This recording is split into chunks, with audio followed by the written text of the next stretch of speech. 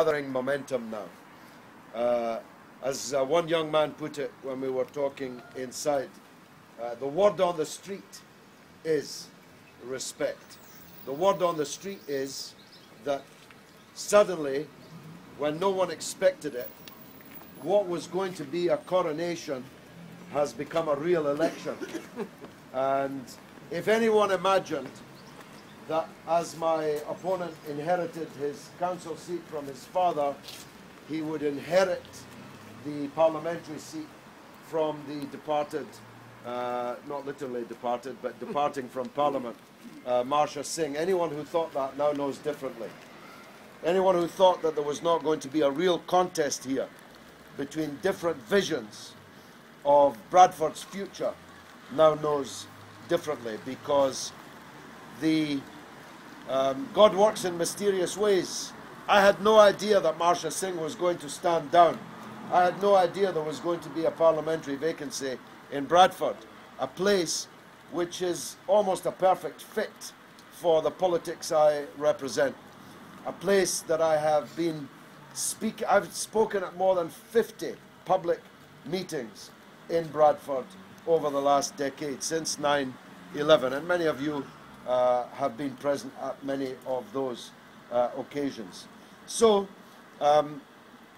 it's happened by Kismet or Nasib that this by-election has occurred, that I'm available, and I'm placing myself at your disposal.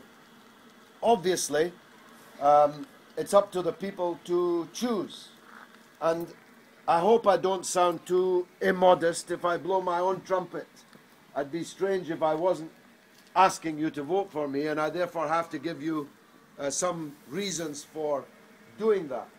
Some of them are, if you like, positive, proactive reasons. But some of them are reasons about who and what I'm not. And the first of those is, I want to appeal to you to look at it this way. By voting for me, you're not voting against Labour. I am Labour. I was thrown out of Labour. I was expelled by Tony Blair for my role as the leader of the opposition in Britain to the wars in Iraq and Afghanistan. So don't hold that against me. Hold that against Blair. In fact, wouldn't the best answer be to elect me to Parliament so I could say for the second time, Mr. Blair, I'm back? Wouldn't that be a fine thing? And maybe one day Labour can come back to being Labour again. And if it did, I'd be the first person seeking to rejoin it. But as long as Labour drifts farther and farther away from what a Labour Party is supposed to be, well, some of us will insist on remaining real Labour. If we are not new Labour, we are definitely real Labour. So I know that a lot of you are traditional Labour voters. I'm not asking you to turn away from that tradition. I'm asking you to continue that tradition by voting for me in this election. Now, my opponent, it's a two-horse race. I think everybody already knows that, even with 12 days to go. It's either going to be me or Imran Hussain, who goes to Parliament from Bradford West. And here are quickly my main points. If Imran Hussain is elected, nobody will notice and nothing will change. The waters will close over the event, and it might well as not having happened. Nobody will notice. Outside of Bradford West, nobody will notice. In Parliament, in Westminster, in Whitehall, in the national media, in the international media, nobody will notice. Another anonymous,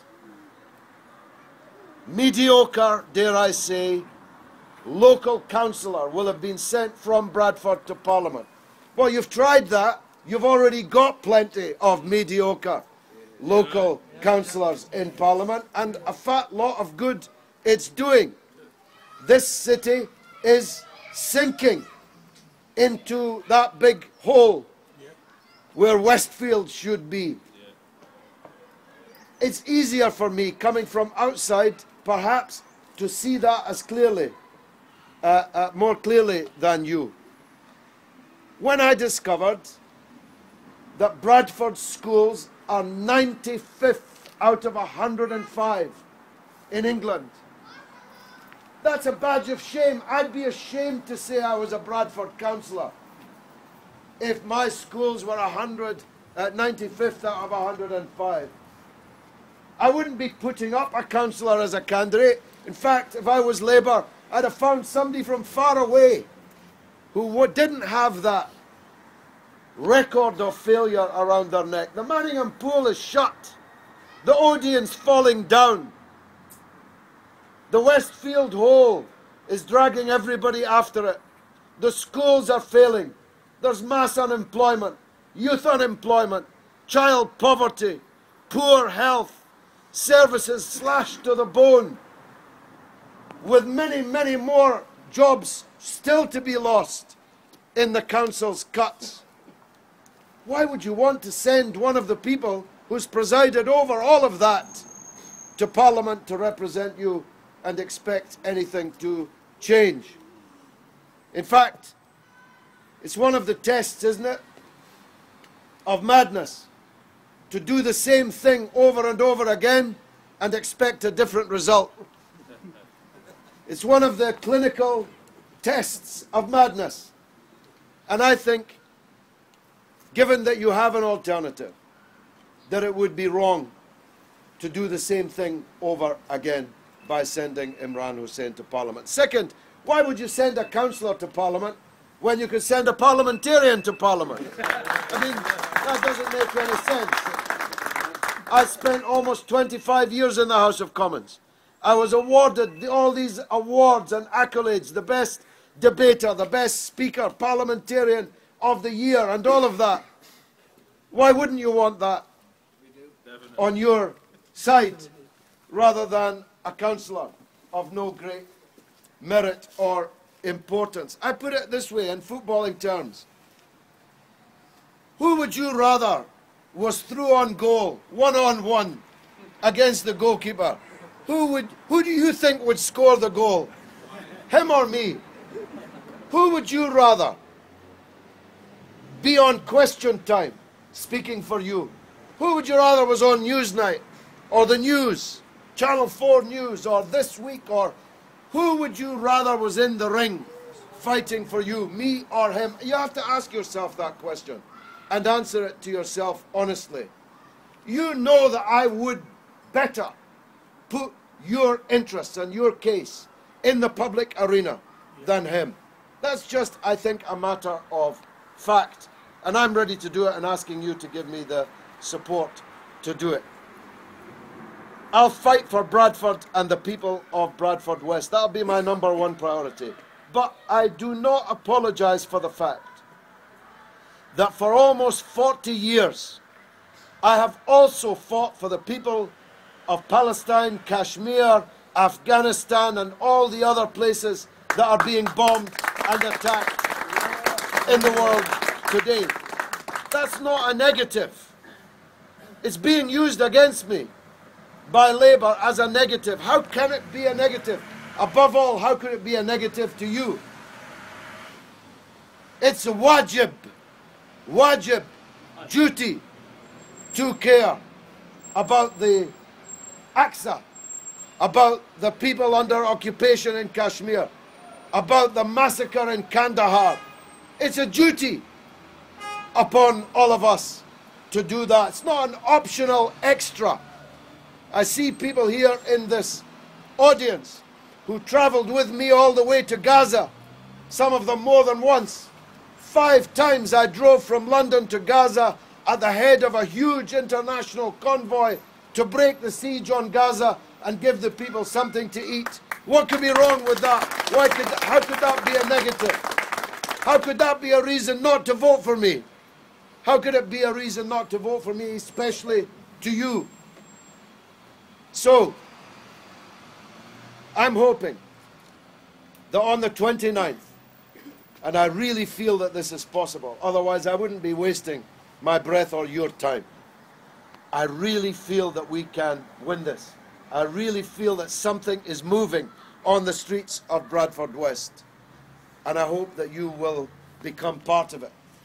I hope that you'll take our posters, take our leaflets, join our campaign, send text messages to everyone in your address book, send emails to everyone in your email address book, get involved in the campaign so that this bandwagon, if you like, becomes more and more powerful. And I know, as I see here, right in my line of vision now, I see people who are Labour, Conservative and Liberal Democrat.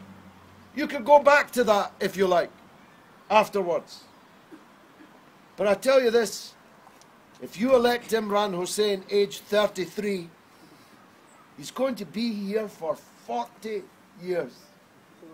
You must really like him if you want him to be here for 40 years.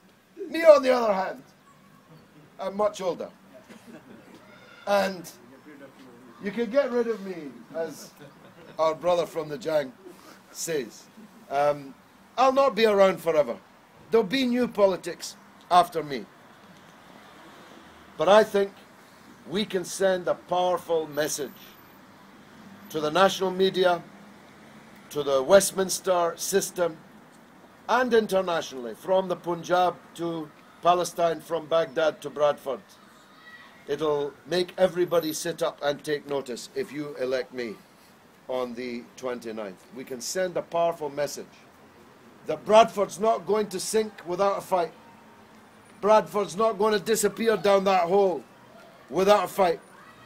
And Bradford's going to stand up and is going to say that we are here and we demand better than this, we deserve better than this, and we will have better than this. Wassalamu alaikum. Thank you very much indeed for listening to me.